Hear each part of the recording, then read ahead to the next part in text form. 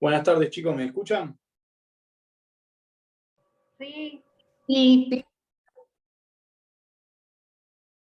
¿Se Sí, escucha bien o más o menos? se escucha. Se escucha Está bien.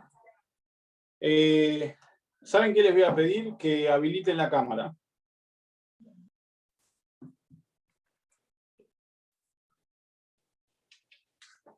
Así ya no nos conocemos de cara y demás. Sobre todo si el parcial llega a ser presencial, ¿sí? Se tiene que tener en cuenta lo que es la asistencia y demás. Muy bien.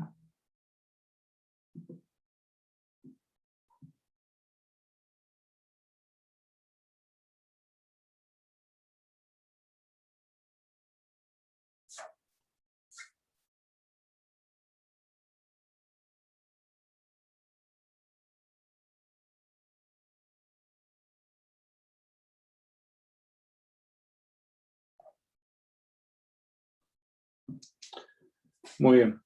A ver si veo todas las caras.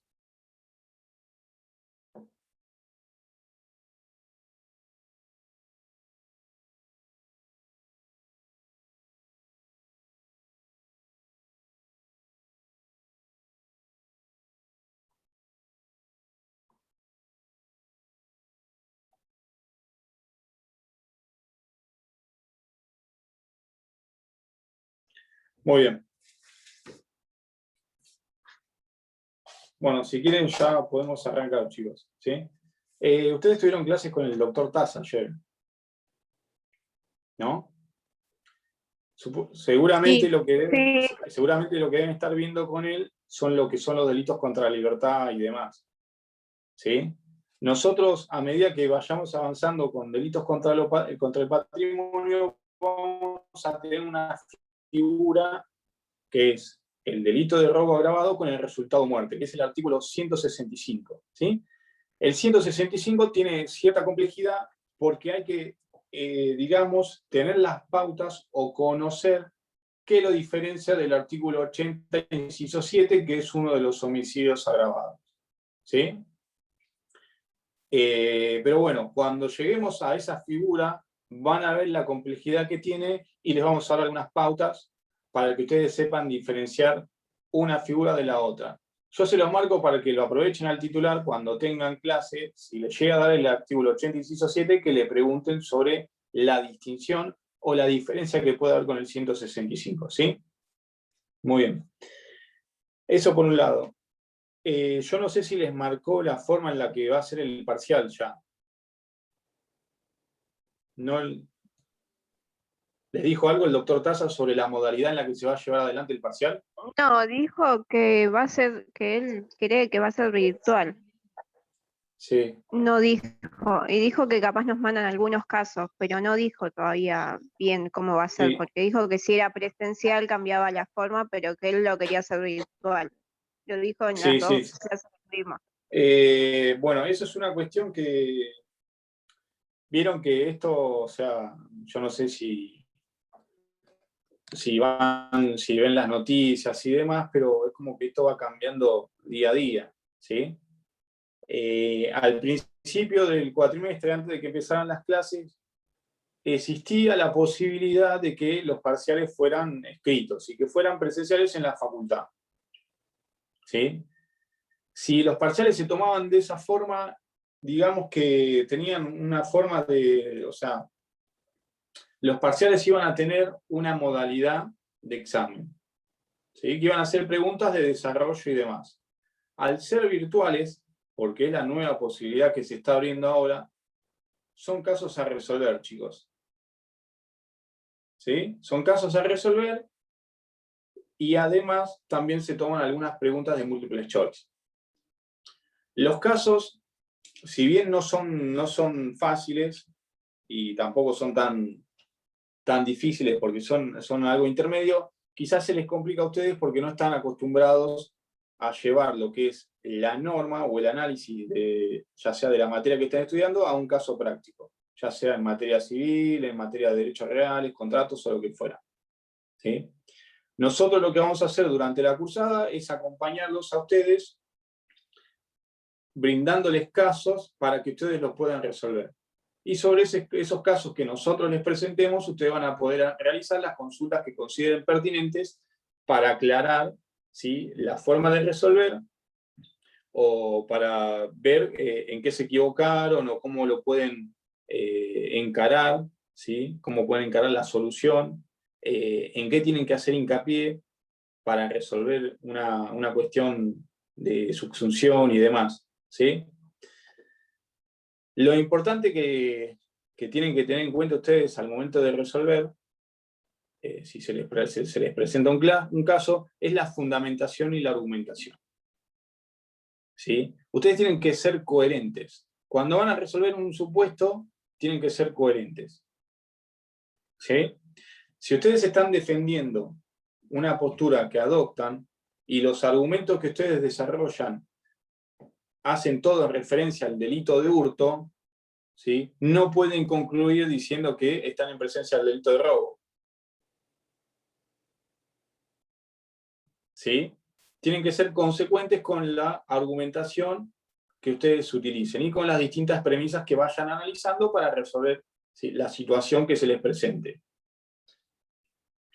Otra cosa, es importante, sobre todo teniendo presente que se puede dar algún práctico, que ustedes sepan manejar el tema de lo que son concursos. Lo que son concursos, lo que son las distintas figuras penales, si estamos en presencia de un delito de resultado, si estamos en presencia de un delito de peligro, ¿sí?, los momentos consumativos. Ustedes tienen que saber hacer la distinción y diferenciar una figura de la otra. Pero yo creo que lo que más les genera complicaciones a ustedes es resolver la materia concursal, ¿sí? Siempre tienen una complicación con la materia concursal. Por ahí confunden si están enfrente de un concurso ideal, de un concurso real o un concurso aparente, ¿sí?, o un delito continuado. Entonces yo les aconsejo que vayan revisando y leyendo para refrescar conceptos que ustedes ya tienen, porque todos aprobaron Derecho Penal 1. ¿Sí? Igual yo creo que esto el titular ya se los debe haber marcado, ¿o no? Sí, ya lo dijo ayer, sí. Está bien. Otra cuestión. Generalmente si el examen llega a ser virtual, ustedes tienen 1 hora y 10. ¿Sí? 1 hora y 10 para resolver un caso y 4 preguntas múltiples choice. Generalmente la pregunta múltiples choice, chicos, no les lleva más de 2 minutos. ¿Sí? No les lleva más de 2 minutos. Lo que se ha dado en el cuatrimestre anterior es que por ahí se les daba 2 casos para resolver y 4 preguntas múltiples choice. ¿Sí? 2 casos para resolver y 4 preguntas múltiples choice. Así que yo les aconsejo que si no están familiarizados con el tema de resolver distintas cuestiones que presentan relación con normas y con distintos sucesos, yo creo que sería conveniente que cuando nosotros demos un práctico, todos intenten hacerlo. ¿Sí? Porque a veces, o sea, se hace un práctico y lo termina haciendo la mitad o un cuarto. Muy bien. ¿Alguna consulta? ¿Ninguna consulta sobre este tema? Profe, perdón, te hago una consulta. Yo porque ingresé más tarde, pido disculpas. No sé si ya Sí. dijeron la fecha. Yo creo que la fecha ya la tiene el centro de estudiantes. ¿Sí? Creo que la había puesto para principios de mayo, no me acuerdo. El otro día ya lo dijeron que había fecha. Había El ya una 4 de fecha. mayo, dijeron. 4 de ¿El mayo. 4 de mayo? Sí. Bueno, Bien. genial. Perfecto, gracias. Bueno, yo hice una pregunta para que ustedes contestaran, ¿sí? Haciendo referencia a qué era lo que consideraban o qué entendían por el derecho penal. ¿Sí? porque generalmente eso da una pauta de cómo ustedes están plantados frente a la materia, ¿sí? O qué posición adoptan frente a lo que estamos viendo ahora, que es Derecho Penal 2, y frente a distintas conductas típicas que nos va a interesar analizar, ¿sí? La mayoría dio una definición que está vinculada como al estudio de las normas, ¿sí? Todos dijeron, o la mayoría dijeron, que el derecho penal es aquel conjunto, ¿sí?, de aquella rama del derecho que analiza las normas de carácter penal, ¿sí?, o que analiza las normas que tienen previstas conductas delictivas. Incluso alguno puso por ahí que era la rama del derecho que se encargaba de regular y castigar, ¿sí?, o digamos, enderezar los comportamientos de la sociedad, más o menos por ese lado de encarar. Muy pocos dijeron que era una barrera o que era un límite al poder o al ejercicio del poder punitivo. ¿Sí? En ese sentido lo dijeron muy pocos. Después, por ahí una respuesta que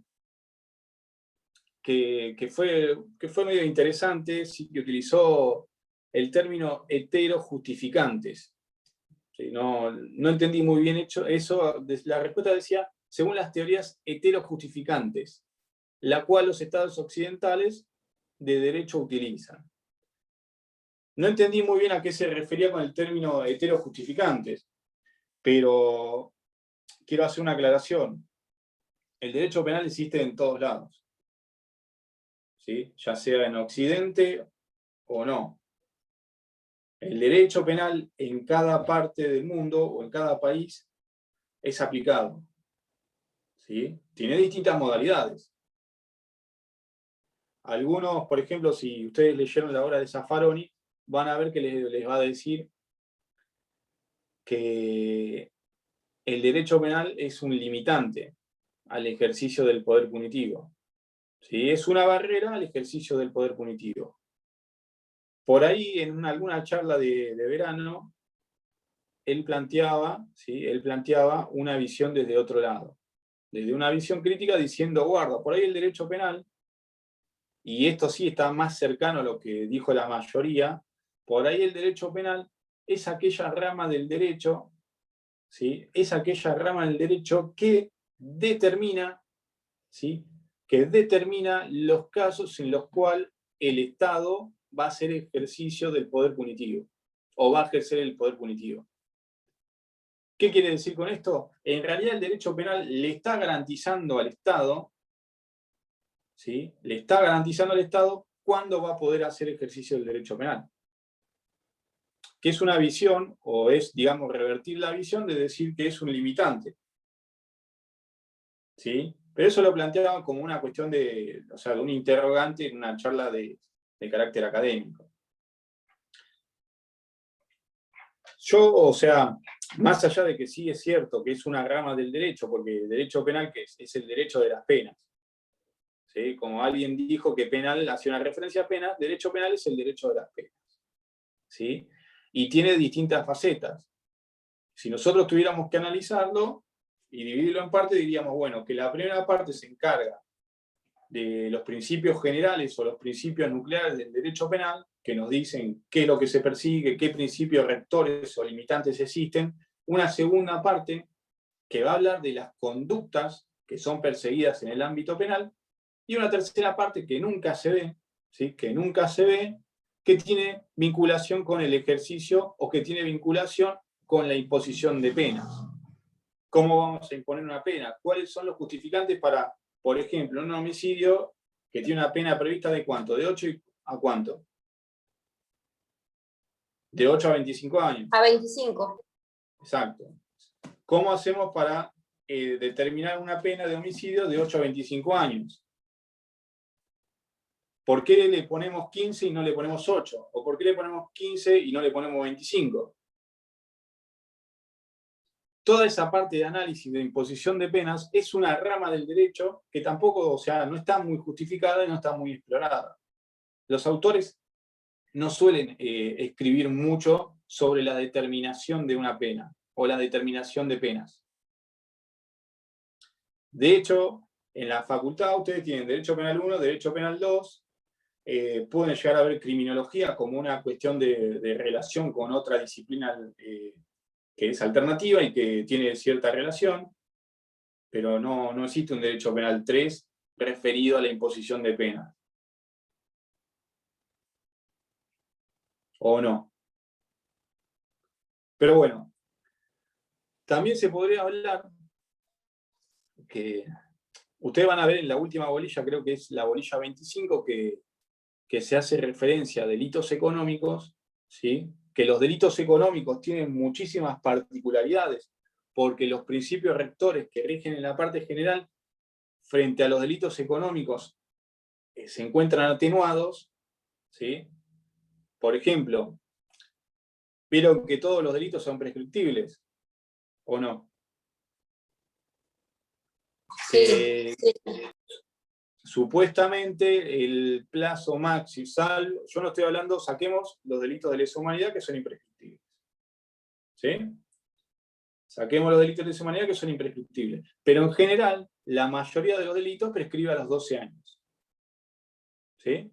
Nosotros vamos a tener en el Código Penal, en la parte general, las causales interruptivas de la prescripción y las causales de suspensión, ¿sí?, del término de la prescripción. Eso se ve mucho en lo que es la parte procesal, en el ejercicio de la profesión.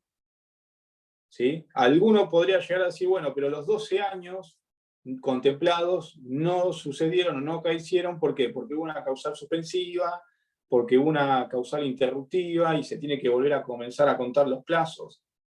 ¿Sí? Y puede ser que así estemos en un delito que tiene prevista, que se está investigando, una falsedad documental y que lleve 12 años y que no haya llegado a juicio. Si bien en ese supuesto, regiría el principio, ¿sí?, del plazo razonable, en el cual se debería declarar la prescripción por plazo razonable y no por acaecimiento de la prescripción, ¿sí? Ese principio, cuando lo volcamos al bloque de criminalidad económica, no funciona. O se ve atenuado en cierta forma. Nosotros tenemos causas cambiarias que vienen del año 2000. ¿Sí? Y que la Corte te dice que no han prescribido porque existen determinados actos administrativos que se pueden tomar como causales interruptivas, más allá de que no estén previstas en el derecho penal, en el Código Penal. ¿Sí? Yo con esto lo que les quiero marcar es que en el bloque de criminalidad económica, que ustedes lo van a ver en una bolilla muy resumidamente, ¿sí?, hay principios que se ven atenuados. Incluso el principio de legalidad. ¿Sí? Por ejemplo, causa penal cambiaria, el principio de legalidad se ve afectado, ¿por qué? Porque uno va al tipo penal previsto en la ley 19.359 y ese te remite a las disposiciones que son dictadas por el Poder Ejecutivo, ¿sí?, que a su vez son dictadas por la FIP y demás. Y uno, cuando quiere definir el tipo penal, se encuentra que lo tiene que complementar con 200 leyes o decretos o resoluciones. Y la realidad es que por más que busque, no terminás entendiendo de qué se trata o cuál es la conducta reprimida. ¿Sí? Muy bien. Esto de los delitos económicos, o del bloque de criminalidad económica, lleva a algunos a decir que en realidad es un derecho penal 3, ¿sí?, que debería estar entre medio de la parte especial y la imposición de penas. Entonces lo que dicen es que hay 4 ramas del derecho penal que deberían estudiarse. Y en la facultad se terminan estudiando 2. Si ustedes quieren estudiar delitos del bloque de criminalidad económica, generalmente se termina estudiando en una especialización o en un posgrado. ¿Sí? Pero bueno, muy bien. La pregunta tenía que ver justamente con eso. Yo quería ver, desde una visión filosófica, ¿qué visión tenían ustedes del derecho penal? ¿Sí? Si tenían una visión como limitadora, ¿sí?, como limitadora del derecho penal, o si tenían una visión como la que me mostraron de acuerdo a lo que dijo la mayoría, de entenderlo como una rama del derecho o como aquella rama del derecho que impone los castigos. ¿Sí? Generalmente esto cuando yo estudié en la facultad, la visión era opuesta. ¿Sí? La visión era la opuesta. O sea, la mayoría entendía que el derecho penal tenía que limitar, ¿sí? Era la limitación al ejercicio del poder punitivo. Y ahí aparecían las teorías de la pena y todo eso que ustedes suelen ver en Penal 1, ¿sí? Pero bueno, yo entiendo que uno tiene que ser crítico con el derecho penal, ¿sí?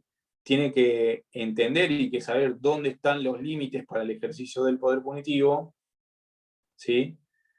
Pero uno no tiene que olvidarse de que cuando estamos hablando de derecho, ¿de qué hablamos? En general, ¿qué es lo que regula el derecho?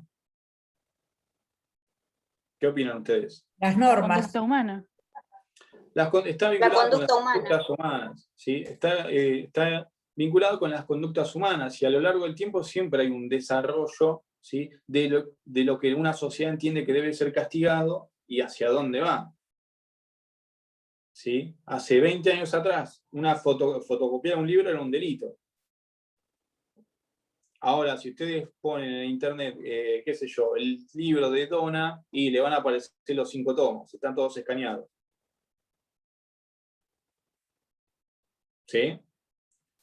Pero bueno, lo mío era esa pregunta, quería motivar y saber qué orientación tenían ustedes más o menos para ver dónde uno está parado. ¿Sí? Como les dijo Julián la semana pasada, ustedes son todos abogados de derecho penal. ¿Sí o no? Sí. ¿Sí? Muy bien.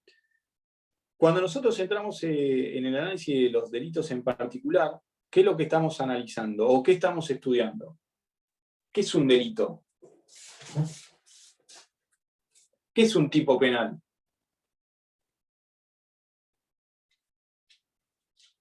Una conducta que está tipificada en el código. ¿Y qué significa que esté tipificada? Está prohibida, que se castiga.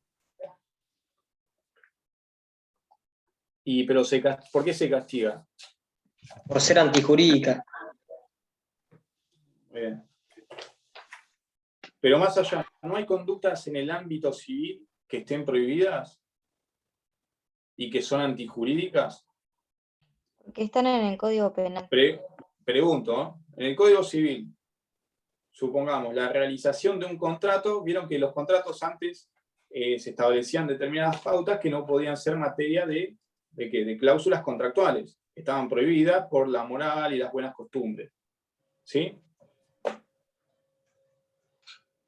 Si se Pero pusiera eso una de es esas derecho cláusulas, privado. Y claro, pero ¿por qué esa conducta que lo está que prohibida en cambia el es el ámbito civil interés. no O sea, tiene lo que se relevancia protege penal? es otra cosa. ¿Pero cuál es la diferencia entre una y otra?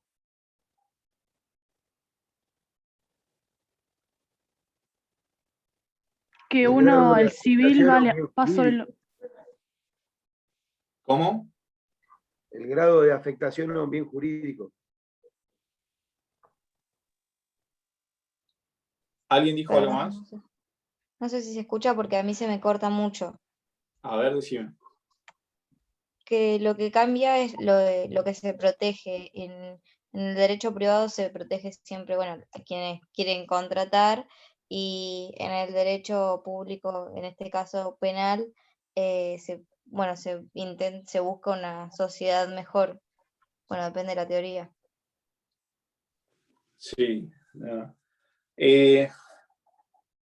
Yo diría que es una mezcla entre lo que dijo Guillermo y recién la compañera, ¿sí?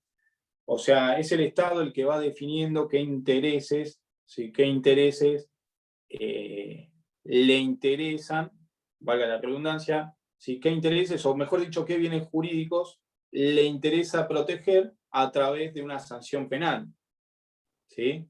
Si bien el concepto de derecho de bien jurídico tutelado, como dijo Rafael, ha fracasado, yo creo que no deja de ser un limitador, ¿sí? para establecer si estamos frente a una determinada conducta que merece, ¿sí? que merece ser reprimida penalmente. Pero bueno, a través de esa creación de bienes jurídicos o de la norma, es que el legislador y el Estado han entendido que determinadas conductas merecían un reproche penal. ¿Sí? Que determinadas conductas no debían quedar en la esfera privada y que debían, ¿sí?, ser resueltas por ¿quién? El Estado. Igual como ustedes sabrán, porque ustedes vieron Derecho Penal 1, el conflicto inicialmente ¿a quién le correspondía? El conflicto de la norma, ¿sí? A la víctima. A la víctima, exactamente. El conflicto inicialmente le correspondía a la víctima y se resolvía entre particulares, pero el Estado, en su evolución, ¿qué fue lo que hizo? Expropiar, ¿sí?, el conflicto de la víctima y hacerse con el ejercicio del poder punitivo. ¿Sí? Si bien últimamente, en los últimos años, digamos, el enfoque va cambiando un poco porque se le está dando, sobre todo en el ámbito federal, se le está dando mayor intervención a las víctimas para que puedan, ¿sí?, para que puedan intervenir en el desarrollo del proceso penal, ¿sí? La realidad es que el conflicto en su inicio había sido expropiado a las partes. ¿Sí? Muy bien. Entonces tenemos que es al Estado, sí, que le interesa proteger determinados bienes jurídicos, que no se los deja a los particulares, ¿sí? Entonces acá metemos el concepto de Estado. Nosotros vamos a tener un Estado que va a definir, ¿sí?, que va a definir o que va a dar la pauta del derecho penal que tiene. ¿Por qué? Porque no es lo mismo estar frente a un Estado que es autoritario a un Estado democrático, ¿o no? ¿Es lo mismo? No. En un Estado autoritario, el derecho penal no va a tener límites. ¿Sí? El derecho penal no va a tener límites, y en un Estado democrático el derecho penal se va a ver limitado a través de las garantías constitucionales. ¿Sí? A través de las garantías constitucionales e incluso a través del tipo penal, chicos. ¿Por qué?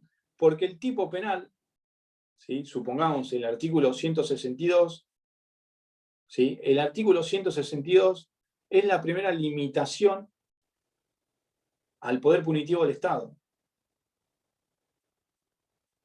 ¿Por qué? Porque no puede venir el Estado a decirme que cometí el delito de hurto si la conducta que yo desarrollé no cumple con los requisitos previstos en el artículo 162.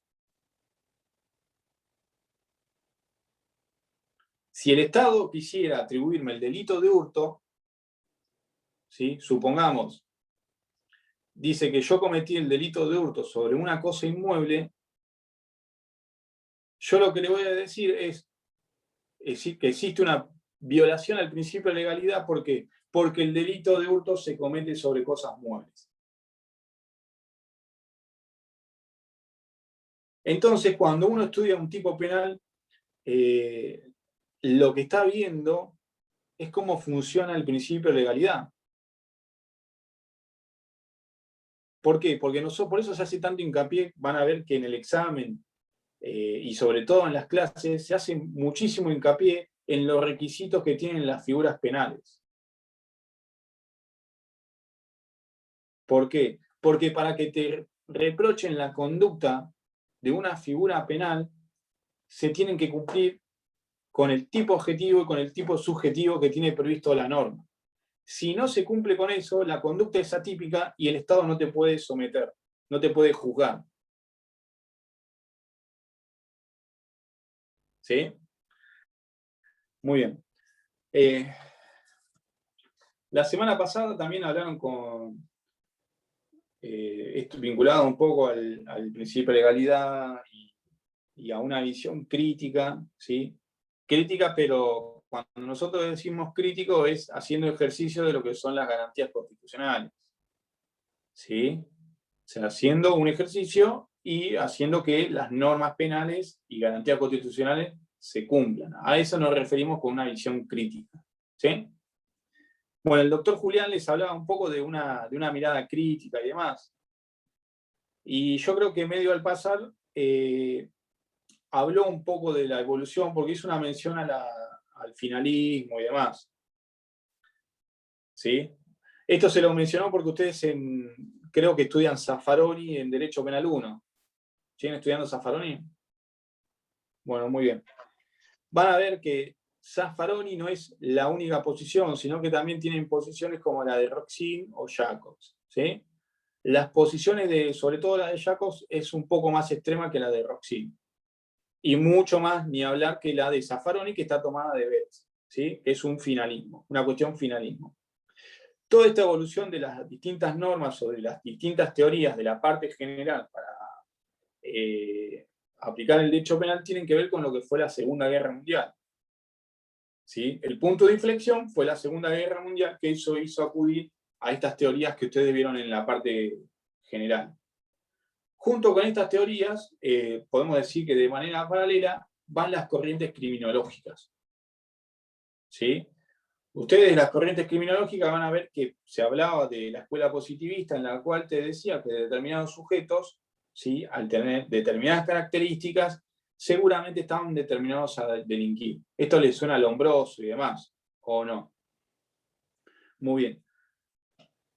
Si ustedes analizan o estudian los distintos libros que hacen referencia al nacionalsocialismo, van a ver que hay una discusión entre, creo que Mesger y Grispini, ¿sí?, de carácter criminológico, que hacen referencia a los judíos.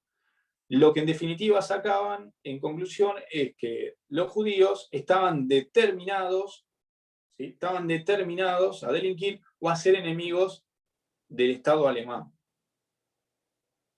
Fíjense la posición criminológica que se adopta.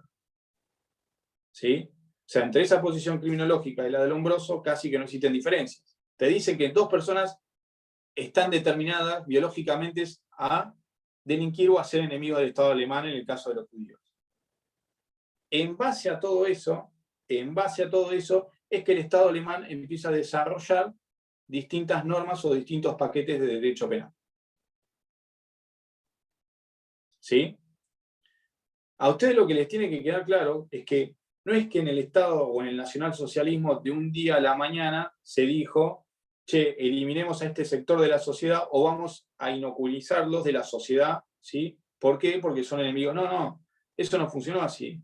Era todo un andamiaje ideológico que fue llevado adelante, ¿sí?, por determinadas normas y adoptando distintos paquetes. Primero se arrancó con determinadas prohibiciones. Después se crearon los famosos guetos, ¿sí? Y después, con el avance de la guerra, terminaron en lo que fue la solución final. ¿Sí? Pero bueno, cuando uno empieza a estudiar esto, dice, bueno, pero estas normas tienen un origen. ¿Sí? Y cuando uno ve el origen de las normas, se tiene que cruzar el charco, ¿sí?, y se da cuenta que los alemanes adoptaron normas de Estados Unidos para realizar todo este plan. ¿De qué estado de Estados Unidos pueden haber adoptado normas de este tenor?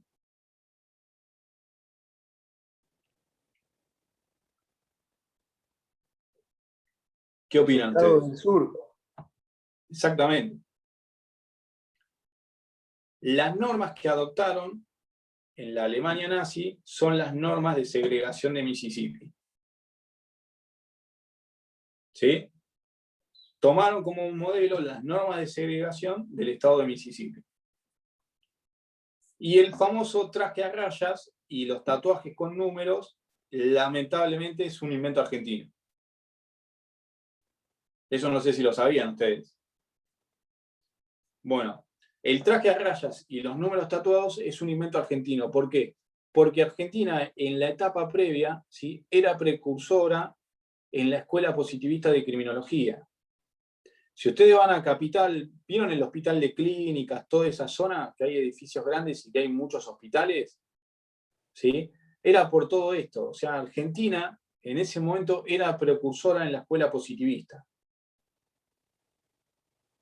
¿Sí? Cuando nosotros hablamos de la escuela positivista criminológica, lo que estamos diciendo es que hay una corriente criminológica que te dice que determinados sujetos, por sus características, están destinados a delinquir, que no existe libre albedrío, ¿sí? Que si son orejones, que si son cabezones, seguramente van a delinquir y no hay nada que lo cambie. Entonces, como no hay nada que lo cambie, no podemos hacer otra cosa más que intervenir a través de, ¿qué cosa? De la intervención de las clínicas. De hecho, el origen de la cárcel, ¿cuál es? Son todos estos lugares. Son las clínicas de psiquiatría y demás. Ojo, yo hablo de una clínica de psiquiatría no con la visión que se tiene ahora, sino con una visión criminológica positivista, ¿sí? En la cual agarramos 10 cráneos de 10 personas y vemos qué características tienen, ¿sí? Y esa característica, ese porcentaje nos va a dar una idea de lo que pueden llegar a cometer las personas que tienen las mismas características. De hecho, si ustedes vieron la película no sé si vieron Django sin cadenas, la película. Vieron que hay una parte que Leonardo DiCaprio tiene un cráneo, ¿sí? Tiene el cráneo de una persona negra y marca 2 hoyuelos. Eso es una idea de la escuela criminológica positivista. Analizar, ¿sí? Y estudiar el cráneo de personas y decirte con una justificación, desde mi punto de vista sin sentido, que porque es así, se va a obtener este resultado. Pero bueno, este fue el punto de origen tanto para el derecho penal y las escuelas criminológicas. A partir de la Segunda Guerra Mundial y de la victoria, se obtuvo, ¿sí? O se avanzó y cambiaron los distintos ejes. Ya en la escuela criminológica se dejó de estudiar al sujeto como un objeto y el sujeto pasó a ser, valga la redundancia, un sujeto de derechos. ¿Sí? Empezamos a analizar el sujeto como un sujeto de derechos. Y empezamos a decir, bueno, pero pará, entonces capaz que no delinque por sus características físicas o por de dónde viene o lo que sea, sino que por ahí las condiciones en las que se está desarrollando son las que lo llevan a delinquir. ¿Sí? Y el derecho penal, otro tanto. Salimos del causalismo y vamos al finalismo. Empezamos a analizar la conducta humana. ¿Sí? Muy bien. Hay un libro de John Pratt que justamente, volviendo a lo que dije, de que en todos los estados, ya sea en Occidente o Oriente, si lo quieren dividir así el mundo, en todos los estados existe derecho penal. ¿Sí? Hay un libro de John Pratt que dice que los estados civilizados también se definen de acuerdo a la imposición de las penas. Por eso, él plantea que los estados, ¿cuáles son los estados civilizados? De acuerdo a esa visión. Y Europa y los Estados Unidos. Como los países árabes para esta visión tienen penas aberrantes, ¿sí? O de Medio Oriente, entonces pasan a ser lo que ellos dicen países incivilizados. Desde la visión, estamos hablando desde la visión de un autor americano que habla y hace un análisis o una recolección de datos sobre lo que es la aplicación de la pena, ¿sí? Pero bueno, vieron que siempre esto siempre está vinculado a lo que es la definición del enemigo, ¿sí? O sea, yo voy a definir al sujeto que está enfrente mío porque esa definición del enemigo es lo que me va a servir políticamente. Yo digo que nosotros somos civilizados y ellos son incivilizados. ¿Por qué? Por esto, ¿sí? Sin embargo, no tengo en cuenta, por ejemplo, cuando fue el tema de lo que fueron el atentado a las Torres Gemelas y demás, vieron que se creó la cárcel de Guantánamo. Un lugar donde no existían las garantías constitucionales. Un lugar donde se aplicó el derecho penal del enemigo. ¿Sí? Si yo les mencioné a Jacobs recién planteaba que el derecho penal del enemigo debe ser aplicado a aquellos sujetos que son enemigos del Estado, ¿sí? En el caso de Jacobs, alemán. Y como son enemigos del Estado alemán, no se le deben aplicar garantías constitucionales. Estamos hablando de una teoría que se aplica en la actualidad. ¿A ustedes qué les parece eso? ¿No es un retroceso? Desde mi punto de vista es un retroceso encubierto. Si yo digo que voy a definir un enemigo y que al enemigo no le voy a aplicar garantías constitucionales, entonces quiere decir que yo dispongo de su libertad y de su vida y de sus bienes.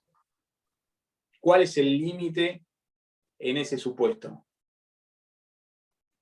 Ustedes recuerden siempre que cuando nosotros hablamos de garantías constitucionales, estamos hablando, ¿sí?, de que son el límite. El Estado no puede atravesar o no puede violar esas garantías constitucionales. ¿Sí? En este caso los estarían violando, porque no habría garantías. En realidad es una... En realidad es O como sea, una no tiene, trampa... no tiene un límite. ¿O cuál sería Claro, el es una- límite? Porque no tiene garantías. Exactamente, es una trampa dialéctica, porque si yo digo que es enemigo y que los enemigos no tienen garantía, entonces no existe una violación de las garantías. ¿Y quién Es una define la trampa, enemiga también? lo definen ellos. Claro. Siempre lo van a definir ellos. De hecho, fíjense, o sea, más allá de que uno esté en contra o no de determinado Estado, no puede venir un país a reconocer, ¿sí? No puede venir un país extranjero a decir que determinada persona es la que tiene el poder del Ejecutivo.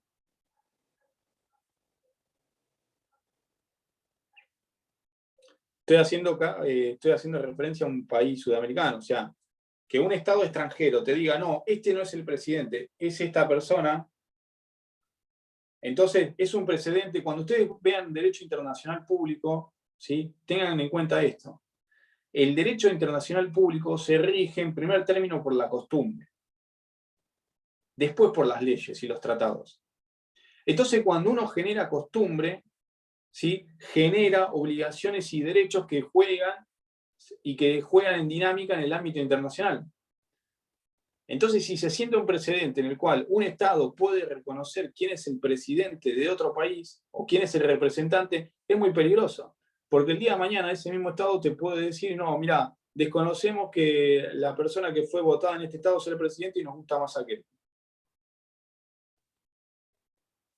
Es así, ustedes fíjense que cada vez que se habla de las Malvinas, Georgias y Sandwich del Sur, vieron que siempre que Reino Unido sale a reconocer un derecho y demás, siempre de Argentina se protesta y se dice que no es así. Eso tiene una razón de ser en el derecho internacional público, que ¿cuál es? Es no generar costumbre, ¿sí?, y reconocer que existe una queja sobre determinada asignación que hace el país que está en disputa con nosotros. ¿Por qué? Porque si la Argentina no hiciera eso, esa falta de controversia sobre alguna asignación que se pueda hacer en Inglaterra, ¿sí?, podría generar una costumbre y un derecho para ellos. Pero bueno, eso lo van a ver en el ámbito internacional público cuando vean el tema de la costumbre, ¿sí? Muy bien.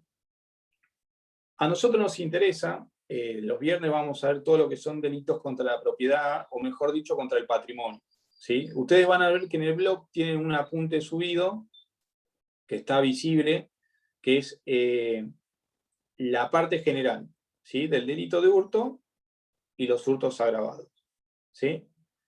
También creo que no sé si pueden entrar, había un link que yo en su momento había armado, que le mostraba las características del delito de hurto, los distintos requisitos y demás. Es muy sencillo, es una pavada, pero es bastante claro eso. Yo creo que les puede llegar a servir para el momento que repasen, chicos, ¿sí? Muy bien.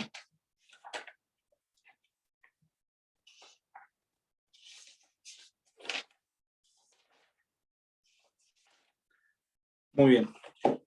Hablamos un poco de manera general sobre el derecho penal, la crítica, un poco de criminología.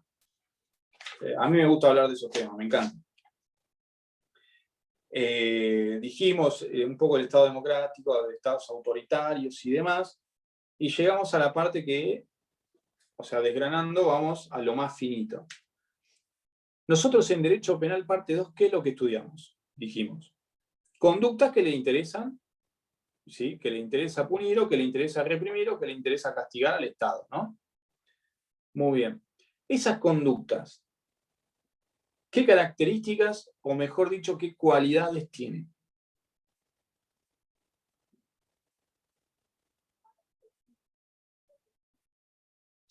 Repito la pregunta. Esas conductas, ¿qué características o qué cualidades tienen para hacer un delito? Tienen que ir en contra de lo que la ley dice.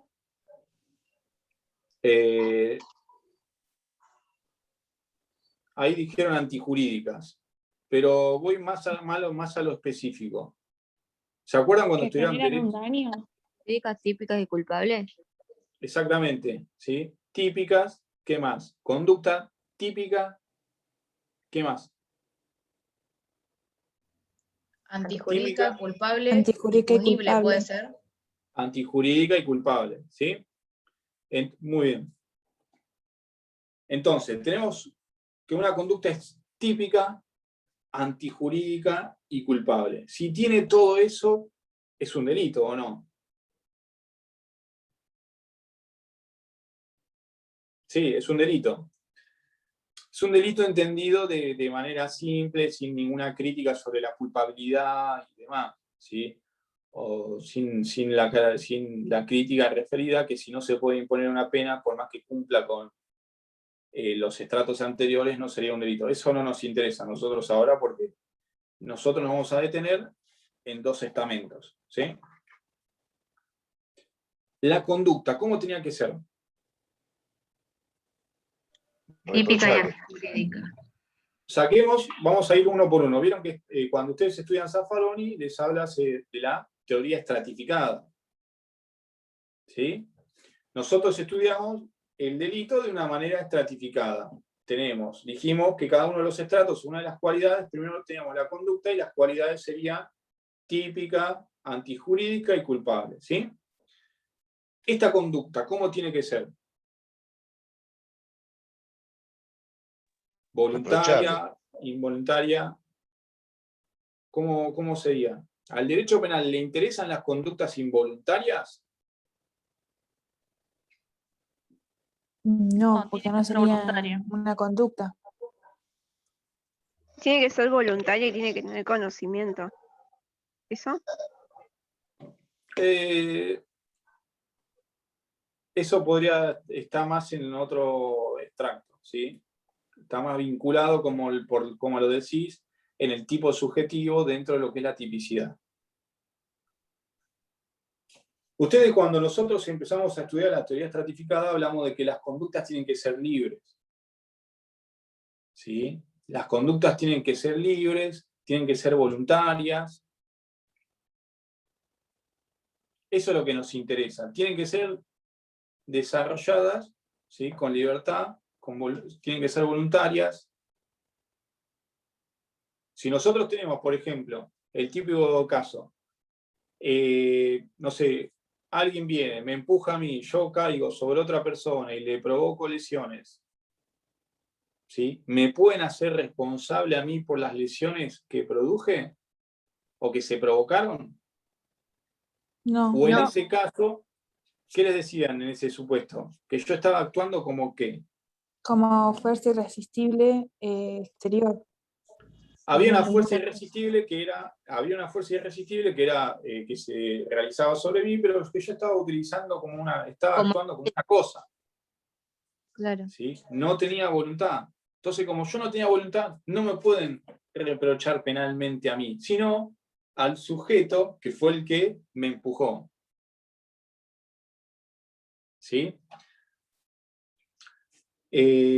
Por eso, el primer estrato que se analiza es la conducta, porque si no tenemos conducta de acuerdo a lo que exige los distintos autores o manuales, no podemos tener delito.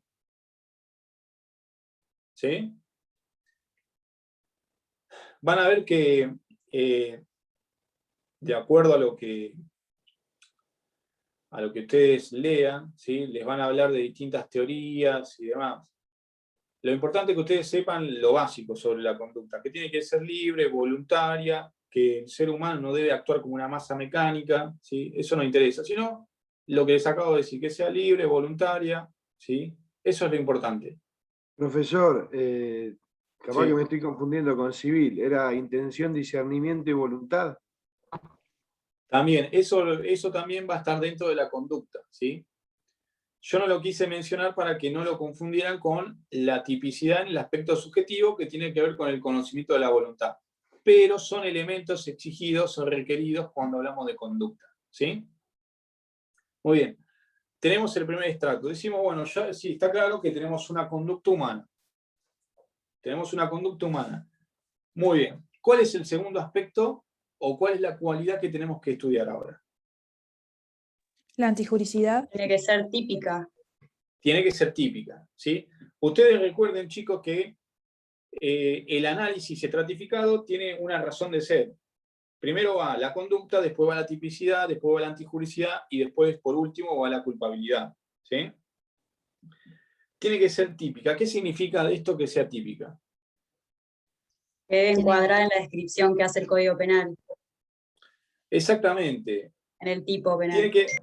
Tiene que encuadrar o tiene que ser o tiene que poder ser subsumida dentro de una de las figuras penales que se encuentran en el Código Penal. Van a ver que en esto hay una discusión que dicen que primero hay una norma, que esa norma protege o crea un bien jurídico tutelado, que de esa norma se baja a un tipo penal, que es lo que está prohibido, y se dice, bueno, que si es típico, está previsto en una norma, quiere decir que ya es antijurídica o antinormativa y que eso es un indicio. Bueno, eso no se enrosquen tanto, sino que ustedes sepan que cuando nosotros hablamos de tipicidad, es lo que está previsto en el Código Penal dentro de una figura, ¿sí? Dentro de una de las figuras que se encuentran previstas. La tipicidad tiene dos elementos, o la podemos dividir en dos. ¿Cuáles serían?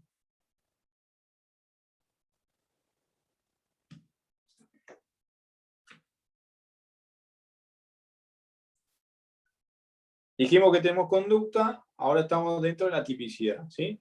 Objetivo y subjetivo. Exactamente. La tipicidad puede ser dividida en el tipo objetivo y el tipo subjetivo, ¿sí? A nosotros en Derecho Penal 2, lo que nos va a interesar o donde más nos vamos a mover es en esta parte. Es dentro de la tipicidad, ¿sí? Nos vamos a mover dentro de la conducta, pero más que nada dentro de la tipicidad objetiva y subjetiva. ¿Sí? Cuando nosotros hablamos de tipicidad objetiva, ¿a qué estamos refiriendo? ¿A qué estamos aludiendo? ¿Qué significa? La descripción del hecho. Exactamente, ¿sí? Cuando nosotros, o sea, tengan en cuenta esto que cuando les va a servir para las otras materias. En derecho, ¿sí? En derecho siempre la palabra está diciendo algo. ¿Sí? Siempre las palabras nos van a decir algo. Si nosotros decimos que la tipicidad se divide en tipo objetivo y tipo subjetivo, cuando hablamos de objetivo estamos hablando de hechos. Es decir, si hablamos de hecho, quiere decir que el tipo penal tiene que describir una situación de hecho, un determinado contexto, ¿sí? Una determinada circunstancia o cuadro circunstancial, ¿sí? O conducta, mejor dicho, conducta, ¿sí? Y si hablamos de tipo subjetivo, lo subjetivo va a hacer alusión a la persona.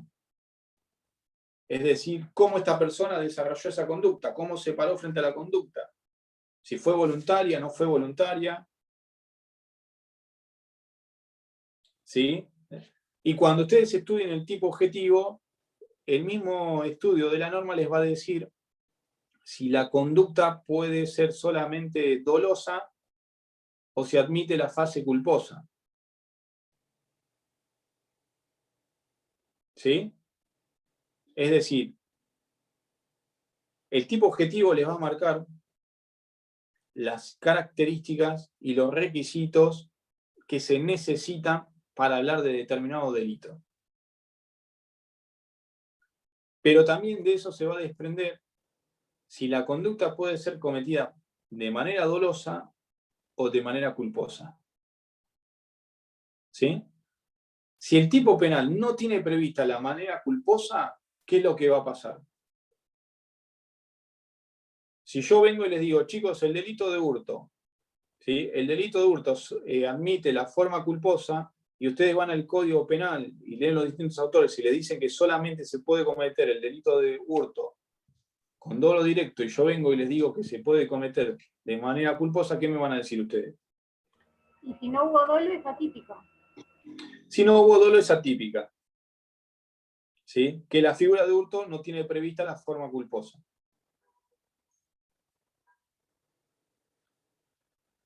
Un consejo, chicos, me estaba acordando con este tema de dolo y culpa. Todas las figuras del 80, ¿sí? Todas las figuras del artículo 80 del Código Penal, que son los homicidios agravados, son dolosas. ¿Sí? No Para que sea pueden culpable, mezclar... tiene ¿Qué? que para que sea culposo lo tiene que describir el tipo penal, porque es numerus clausus. Exactamente. Exactamente. O sea, los tipos culposos son números clausus, ¿sí? Pero yo marcaba también con el tema del 80, porque un examen, el cuatrimestre pasado o el anterior, ¿sí? Alguien hizo una referencia que decía que, bueno, que una de las conductas del artículo 80 se podía cometer de forma culposa. No es así, chicos. Es un error tremendo confundir una figura dolosa y agravada con una figura culposa. O sea, es como decir, yo soy hincha de Boca, che, vamos a ver el partido el domingo y voy a la platea con la camiseta de River. Es lo mismo, o sea, no pueden confundir dolo con culpa. Es como blanco y negro, son totalmente distintos, funcionan de una forma totalmente distinta. ¿Sí? Muy bien. Dijimos que tenemos una conducta que es típica, que dentro del tipo penal o de la tipicidad tenemos un tipo objetivo y un tipo subjetivo, ¿sí? Que el tipo subjetivo se puede ir dentro de tipo doloso y figura de tipo culposo. El tipo doloso se va a construir con dos elementos, que son el conocimiento y la voluntad. ¿Sí? Cuando nosotros hablamos de figuras dolosas, necesariamente se tienen que cumplir con esos dos requisitos. Es decir, yo conozco, pero además de conocer, tengo la voluntad de desarrollar la conducta. Si falta uno de estos elementos, entonces no tengo dolo. Y si no tengo dolo en una conducta que exige que exista el dolo, no tengo tipo subjetivo. Si no tengo tipo subjetivo, no tengo la tipicidad. ¿Me van siguiendo? Muy bien.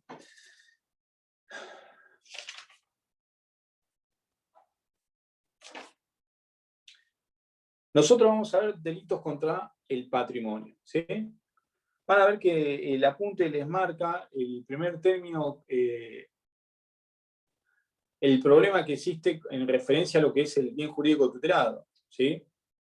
Si ustedes van al Código Penal, van a ver que dice delitos contra la propiedad, ¿sí? Cuando en realidad, si ustedes siguen a los distintos autores, van a ver que les dicen o les marcan que hubiera sido más conveniente hablar de patrimonio. ¿Por qué? Porque el concepto de patrimonio es mucho más amplio que el concepto de propiedad. Porque el concepto de propiedad puede ser entendido en el término establecido por el Código Civil en relación a que se puede entender que es el dominio. Y en realidad los delitos contra el patrimonio no protegen exclusivamente el dominio, sino que son mucho más amplios. Por eso hubiera sido conveniente utilizar el término patrimonio y no propiedad, ¿sí? Van a ver que los autores también les dicen que el derecho penal o el concepto o el bien jurídico que se debe proteger en este capítulo y en este título es el concepto de patrimonio que fue establecido por la Corte Suprema. ¿Sí? Algunos autores dicen que ese concepto es demasiado amplio y que en realidad, sobre todo en el 162, lo que se tiende a proteger es la relación, ¿sí? La relación o el poder que tiene el sujeto activo sobre la cosa. ¿Sí? Bien, nosotros vamos a ver que en estas figuras que se van a estudiar en los viernes, ¿sí? que existen, o que mejor dicho, que se pueden dividir, ¿sí?, en su forma de comisión como 3 modalidades distintas. Por un lado vamos a tener el delito de hurto y de robo, que están vinculados al apoderamiento. Después vamos a tener las figuras de extorsión y secuestro extorsivo y secuestro de cadáveres, que están del 168 en adelante. Digo de adelante como si fueran muchos artículos, pero son 3, porque es del 168 al 171. Y el tercer grupo vinculado a la estafa y a las defraudaciones, que van del 172 en adelante. ¿Sí? Muy bien. Estos 3 grupos se los puede dividir, o mejor dicho, se dividen de acuerdo a la génesis o cómo funciona lo que es el tipo objetivo o el desarrollo que tiene cada una de las conductas. Nosotros en el delito de hurto y de robo vamos a tener que lo importante es el apoderamiento. Un sujeto que se apodera de una cosa mueble total o parcialmente ajena. En el delito de extorsión, lo que vamos a tener que prima es la intimidación. Lo mismo que en el secuestro extorsivo. Lo importante es la intimidación. O sea, yo intimido a alguien, ¿para qué? Para que ese alguien me entregue una cosa de su patrimonio. Acá va a existir una complejidad para distinguir entre el delito de extorsión y el delito de robo, por ejemplo, con el uso de armas de fuego. ¿Sí? Pero bueno, eso lo vamos a ver a su debido tiempo. Y en el artículo 170, que es el engaño. Sí, perdón, 172, que es el engaño. Lo que prima en la conducta, ¿sí?, o en la dinámica de la conducta, es el engaño. Estoy haciendo referencia a la estafa. ¿Sí? Entonces nosotros en estos 3 grandes bloques lo que vemos es que en uno el sujeto se apoderó de la cosa, fue y se apoderó de la cosa. En el otro el sujeto intimidó o amenazó a alguien para que le diera algo. Y en el tercero el sujeto lo que hizo fue engañar a una determinada persona para que le entregara algo de su patrimonio. ¿Sí? Por ejemplo, en el último caso podemos hablar de lo que eran las famosas inversiones, diciendo, bueno, mira, yo invierto en una bolsa de Estados Unidos, si vos venís y me entregás una determinada suma de dinero, yo lo que voy a hacer es llevar esa suma de dinero a Estados Unidos y vos te vas a llevar un rédito anual o semestral o mensual. ¿Sí? Estas son las primeras 3 grandes distinciones que tenemos que ver y conocer para entender cómo funciona cada una de las figuras. ¿Sí? Ustedes nunca pueden confundir, por ejemplo, el delito de extorsión del 168 con el delito de estafa. Piensen que en el último lo que hay es un engaño y en el primero que les mencioné lo que hay es una amenaza o una intimidación. No tienen nada que ver. ¿Sí? Me acuerdo que en un parcial preguntaron, a Taza le encantaba preguntar extorsión. No sé por qué, pero siempre le encantó preguntar extorsión. Y alguien respondió diciendo que era un engaño. O sea, confundió la extorsión, en donde el sujeto lo que hace es intimidar, con el delito de estafa, en donde el sujeto lo que hace es engañar a otro o simular una situación para engañar a otra persona. ¿Sí? No tiene nada que ver una cosa con la otra. Tengan presente esta primera gran distinción. No sé si fui claro, chicos. Si no fui claro, me pueden interrumpir. No le entendí lo que quiso decir. ¿Qué parte no entendiste? La extorsión, ¿por qué no es un engaño? Porque vos estás amenazando a alguien. Lo importante en la extorsión es que vos amenazás a alguien. ¿Sí? Si vamos al término técnico, se habla de intimidación. Yo lo que hago, el sujeto activo lo que hace es infundir miedo a alguien. ¿Para qué? Para que ese alguien te entregue algo de su patrimonio. ¿Entendés? Supongamos, yo lo que puedo, vamos a hacer un ejemplo, con un ejemplo, a ver si lo distinguimos. Yo digo que tengo determinada información o que tengo fotos íntimas o video íntimo de una determinada persona, ¿sí? Y le digo, mira, si vos, hoy es viernes, si para el viernes que viene no me depositas 10.000 pesos en esta cuenta o 50.000 pesos, yo lo que voy a hacer es hacer circular esos videos. ¿Sí? Si vos no me depositas esa plata, yo lo que voy a hacer es hacer circular esos videos. La víctima, ¿qué es lo que siente? Se ve amenazada. Sí. Se ve amenazada, ¿sí? Hay una amenaza cierta, real, idónea. Entonces lo que dice es, no, yo entrego la plata. Ese es un ejemplo de extorsión. Un ejemplo de estafa sería el siguiente. Yo, por ejemplo, te digo, ¿sí?, que soy un empresario y que hago inversiones inmobiliarias en la ciudad de, no sé, de La Plata. Tengo una oficina acá y demás. Me contacto con vos y digo, mirá, estoy por desarrollar una inversión de pozo, necesito inversores, si vos pones 10 vas a ganar 20, ¿sí?, en 2 años. Te muestro los papeles, simulo una oficina y te engaño, ¿sí? Lo que hago es engañarte. Vos crees en lo que yo te muestro, ¿sí? Te muestro que soy un tipo serio, que tengo una empresa sólida, ¿sí?, que me muevo con determinados contactos, que me muevo en determinado ambiente, entonces vos crees que lo que yo te estoy diciendo es totalmente real. Entonces lo que vos estás viendo es, che, es un negocio fantástico. Voy al banco, saco la plata que me pidió y se la entrego. ¿Sí? Vos hacés una entrega voluntaria engañada. ¿Ves cómo funciona una y otra? Sí, sí. Y en el delito de robo, ¿sí?, lo que hago, ponele, supongamos, lo que hago, yo sé que vos fuiste al banco, retiraste $10.000, lo que hago es entrar a tu casa de noche, te rompo la puerta y me llevo la plata. Esos son los 3 grandes bloques que nosotros vamos a ver durante estos viernes, ¿sí? Tienen que saber distinguir una maniobra o una operatoria en una figura penal de las otras. No es tan difícil. Cuando ustedes vayan viendo las normas, van a ver que no es tan difícil, que no hay mayores dificultades. Cuando nosotros arrancamos con los delitos contra el patrimonio, la primera figura que vamos a ver es la figura de hurto, les dije, ¿sí?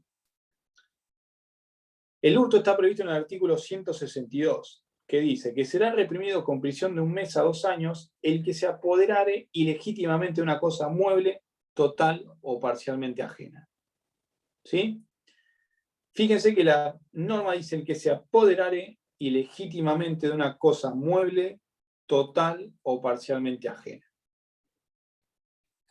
Una cosa que no se las dije, chicos, recién, porque me parece que es sencillo para que ustedes lo vean, es que primero tienen que definir patrimonio. Cuando van a definir patrimonio, están anotadas 3 concepciones en los apuntes que están subidos, ¿sí? La concepción mixta, la concepción patrimonial, la concepción jurídica, y una cuarta que es novedosa, que es una concepción personal, ¿sí?, de Gladys Romero. Pero bueno, estaba hablando del delito de hurto ya. El que se apoderare ilegítimamente de una cosa mueble, total o parcialmente ajena. Tengo una pregunta, doctor. Sí. Porque a mí, con respecto al tema de lo que se protege es el patrimonio, ¿verdad? Sí. Con respecto al delito de hurto, me confunde un poco el tema de la apreciación económica con relación a la cosa. ¿De la? La apreciación económica, el valor económico de la cosa, que puede no tener valor económico, sin embargo, en el capítulo se protege el patrimonio. Y eso me Por confunde. ejemplo, ¿qué cosa no tendría valor económico?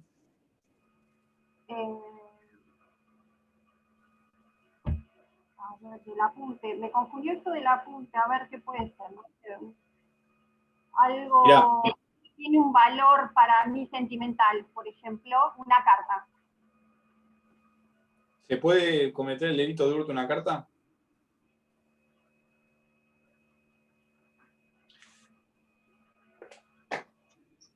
Las concepciones van a definir cuál es el valor, ¿sí?, o qué tenemos que entender por patrimonio.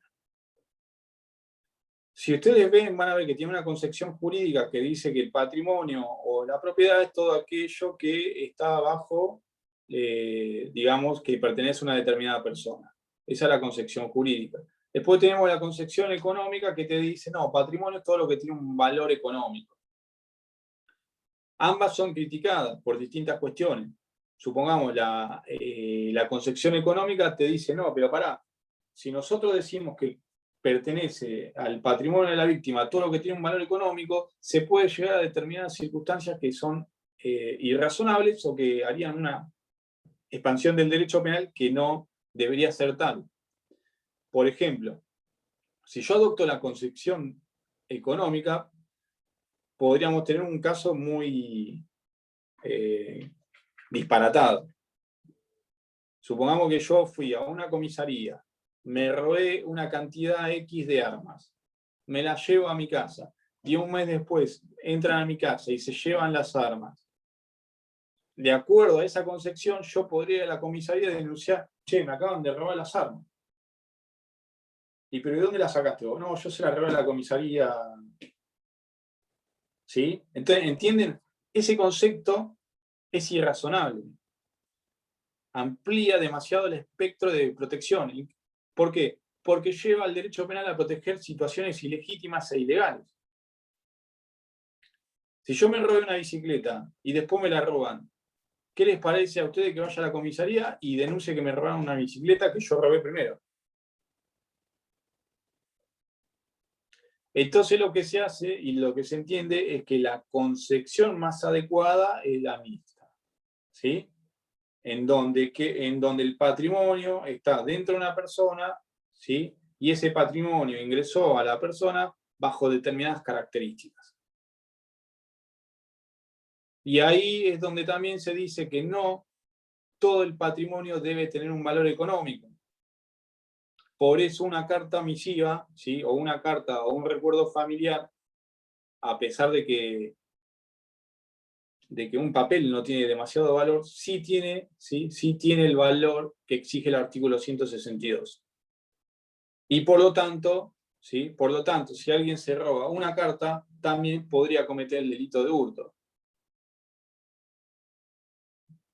Perdón, hurtar, no robar. ¿Te quedó claro más o menos? Sí, muchas gracias. Está bien. Muy bien. Van a ver que nosotros tenemos que definir qué es el apoderamiento. Y van a tener distintas concepciones. Van a tener la ablatio rei, la motio, ¿sí? La concretatio y la ilatio rei, que son las mencionadas en el apunte. Cada una, si ustedes empiezan a estudiar cada una de estas conductas, van a ver que es como una progresión de la conducta de apoderamiento. La primera de la teoría que se encuentra prevista nos van a decir que se consuma el delito de hurto cuando el autor pone la mano sobre la cosa. ¿Qué cosa es la que tiene prevista el tipo penal? ¿Es una cosa inmueble o es una cosa mueble? Mueble. Mueble. Entonces, el delito de hurto y el delito de robo siempre se va a cometer sobre una cosa mueble. ¿Sí? La cosa siempre va a ser mueble, chicos. Y la cosa siempre va a ser ajena, total o parcialmente. ¿Sí? Muy bien. La primera conducta va a decir, la ablatio rei es poner la mano sobre la cosa. Supongamos, si estuviéramos en clase y ustedes tienen un libro o un código penal, si yo pongo la mano sobre ese código penal, para la primera teoría ya estaría consumado el delito de hurto. ¿Qué les parece a ustedes? Una locura. Una locura, porque sería, todo hurto. Voy a la biblioteca, me apoyo así sobre los libros de la biblioteca y ya estoy cometiendo el delito de hurto. ¿Cuál sería el límite ahí? No existiría. Muy bien. La segunda teoría dice que debe existir la remoción. Esta es la teoría de la motio, ¿sí? Además de tocar, debe existir la remoción. Mismo caso, estamos en el aula, ustedes tienen el código penal, yo toco el código penal y lo remuevo. También sigue siendo una locura. ¿Por qué? Estamos en el aula, yo toqué el código penal, lo levanté, pero no me lo llevé a ningún lado. Sigue estando en la esfera de custodia de ustedes. ¿Sí? La tercera teoría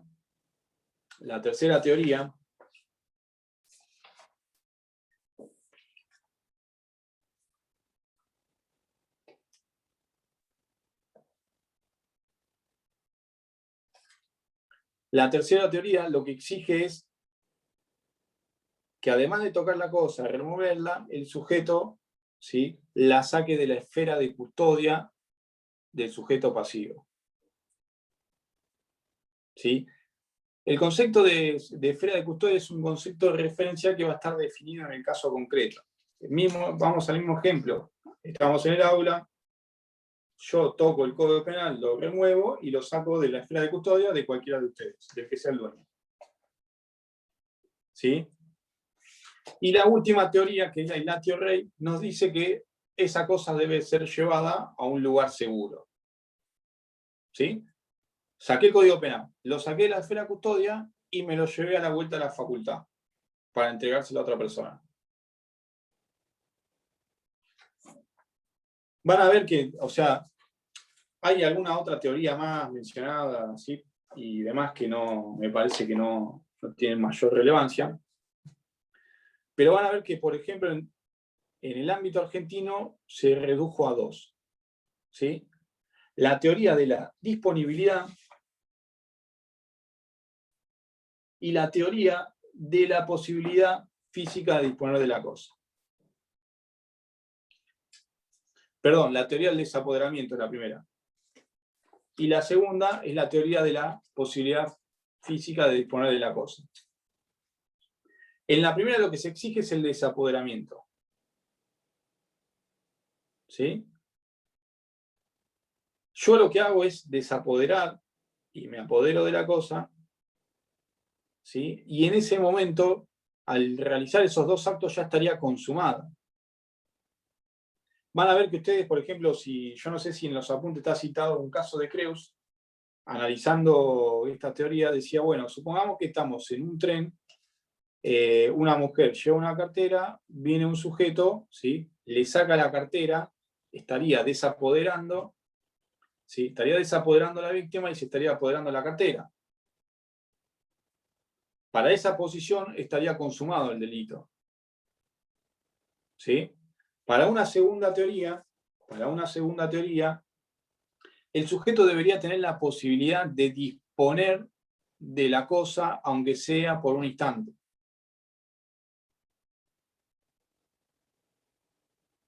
Supongamos si yo les refresco el tema del ejemplo que les di del aula, me llevé el código, ¿sí? Me fui a la esquina y se lo vendí a otro estudiante, yo ya pude disponer de la cosa. Ya consumé el delito. ¿Sí? En el caso argentino, la teoría que más se utiliza es la de la disponibilidad o la posibilidad física de disponer de la cosa. El delito de hurto se va a ver consumado cuando el autor ha tenido la posibilidad de disponer de la cosa, aunque sea por un instante. ¿Sí? Ese es un criterio adoptado en un plenario del fallo Tabacci. Es un criterio viejo. Muy bien. El apoderamiento, ¿cómo tiene que ser? ¿Qué nos dice el Código Penal? Parcial Si o ustedes, total. Legítimo. ilegítimo, ¿sí? Si a ustedes les preguntan, bueno, ¿qué es el delito de hurto? Bueno, el delito de hurto es el apoderamiento, y bueno, que existen dos teorías para hablar de cuándo se consuma, la de la posibilidad física de disponer la cosa, o la del desapoderamiento, y ese apoderamiento tiene que ser ilegítimo, ¿sí? Cuando nosotros hacemos referencia a ilegítimo, no estamos haciendo referencia a un aspecto de la antijuridicidad, sino que lo que estamos haciendo referencia es a un elemento normativo del tipo penal. ¿Qué significa que es un elemento normativo del tipo penal? ¿Qué es un elemento normativo? Es un término que nos está dando un concepto, nos está definiendo algo, ¿sí? Cuando ustedes se encuentren con los tipos penales y haya un elemento normativo, ¿sí? Está refiriendo a eso, a un término que nos está diciendo algo. En este caso nos está diciendo que el apoderamiento tiene que ser ilegítimo. ¿Por qué? Supongamos, si el apoderamiento es de una cosa mía que yo le presté a alguien, ¿se puede cometer el delito de hurto? No, porque se la prestaste. Porque la cosa tiene que ser ajena, ¿sí? Total o parcialmente. Claro, pero vos le diste tu consentimiento a prestársela también. Sí, pero primero tenemos un tema con la ajenidad. La cosa es mía. Yo no puedo hurtar algo que es mío. ¿Sí? En todo caso, supongamos, vamos a complejizar el ejemplo, supongamos que yo te alquilé una maquinaria a vos. Una determinada máquina, no sé, cualquier tipo de máquina. ¿Sí? Te la alquilé por 2 años. Pasa 1 año, entro a tu casa sin cometer ninguna de las conductas para que la conducta sea calificada como robo y me llevo la máquina. ¿Es un hurto?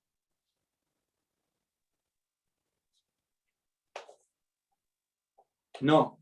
Pero es tuya.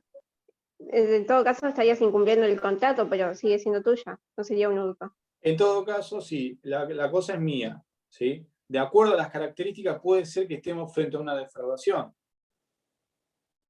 ¿Sí? También puede ser que vos no me pagues el alquiler de la máquina. Ajena, ¿Cómo? que por el No te hecho del escuché. alquiler sea parcialmente ajena. No, porque cuando vos alquilás una cosa no estás cediendo la propiedad o el dominio. No. Supongamos que en el ejemplo dado, o sea, puede ser que nos encontremos frente a una defraudación, ¿sí? Si ella cumple con todas las pautas establecidas en el contrato. Ahora, si ella no me paga el alquiler de la maquinaria y yo voy y me la llevo, ¿qué pasa?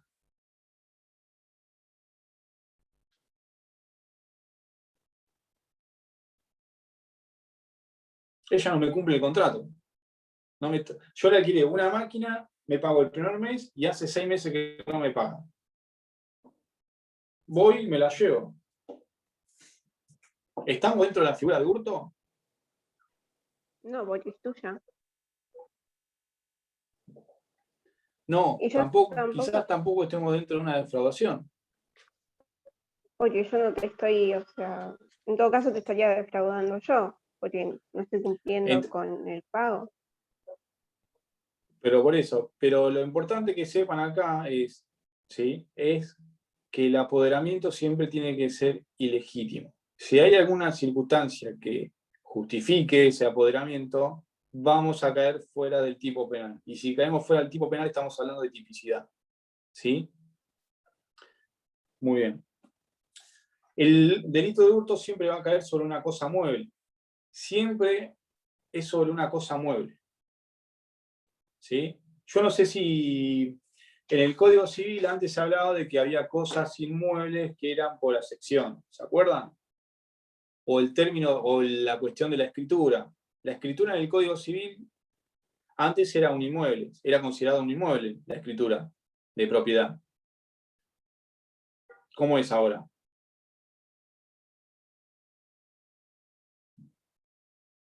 Una escritura de un inmueble, ¿qué es? ¿Una cosa mueble o inmueble en el Código Civil?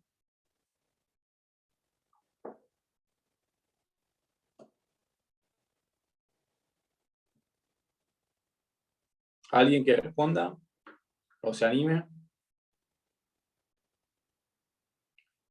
La escritura de un inmueble en el Código Civil, ¿es una cosa mueble o inmueble?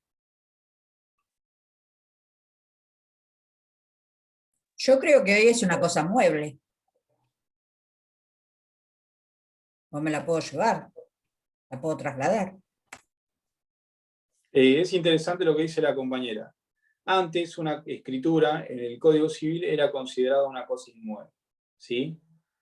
Pero como el derecho penal o el ámbito penal no está sujeto a los conceptos que vienen del ámbito civil, ¿sí? Se entendía que la escritura para el ámbito penal era una cosa mueble. ¿Por qué? Porque al ser transportable, ¿sí? Al ser transportable y podérsela llevar una persona, ¿sí? Se entendía que pasaba a ser una cosa mueble. Es decir, el concepto de cosa mueble siempre está relacionado con la idea de transportabilidad. Es algo que tienen que tener en cuenta siempre. Más allá de que para el ámbito civil en esa época la escritura fuera una cosa inmueble, al ser transportable por el sujeto en el ámbito penal, claramente era la cosa mueble a la cual aludía el 162. Por lo tanto, podríamos hablar del delito de hurto. ¿Sí? Muy bien. El aspecto subjetivo, esta es una figura dolosa.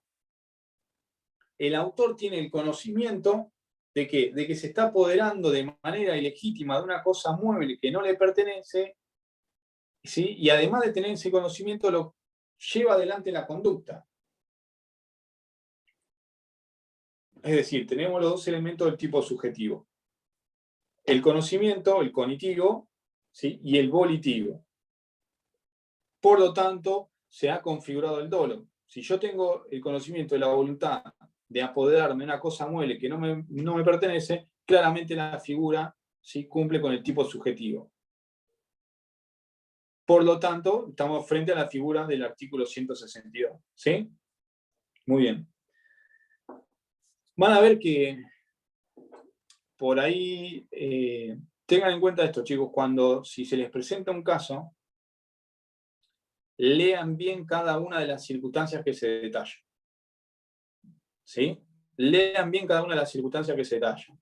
El cuatrimestre pasado, me acuerdo que se había armado el delito de un caso que estaba vinculado con el delito de hurto, ¿sí? Y lo que se había puesto era que una persona había salido de un bar apurado, manoteó una campera pensando que no le pertenecía, que era de cualquiera porque estaba apurado, porque se había peleado, y en el fondo se lleva una campera que él se lleva su campera. Y el fiscal acusa a esta persona por el delito de hurto. No sé qué pasó, los alumnos no leyeron la parte que decía que la campera le pertenecía y todos entendían que era el delito de robo o que era el delito de hurto. ¿Sí? Fíjense cómo ese detalle, en una lectura rápida, directamente les voy a echar la pregunta. Por eso, cuando vayan a leer un caso, léanlo 2 o 3 veces, las que consideren necesarias a los fines de no perderse cada uno de los detalles. ¿Sí? Muy bien. El hurto, lo último que vamos a ver ahora para cerrar la clase es el hurto famélico, ¿sí? O el hurto necesario. Algunos prefieren hablar del hurto necesario, porque en realidad el que está famélico es la persona, no el hurto, ¿sí? Es el supuesto de aquella persona que hurta para comer. Es alguien que no tiene para comer, ¿sí? Y va y hurta en una despensa un pollo, o una galletita, o lo que fuere. Esto ha generado, aunque ustedes no lo crean, mucha discusión en los tribunales, ¿sí? De acuerdo, mejor dicho, el eje de discusión en los tribunales estaba en determinar si estábamos frente a una conducta que merecía el reproche penal, ¿sí? O que no lo merecía.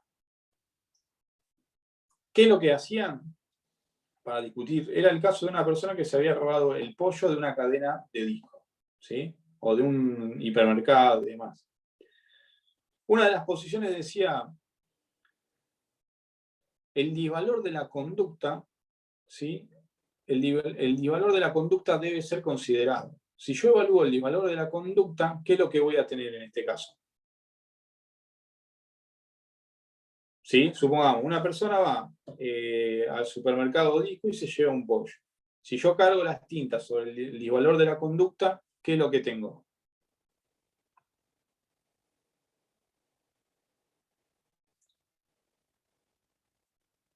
¿Esto lo vieron en Penal 1, disvalor de conducta, disvalor de resultado?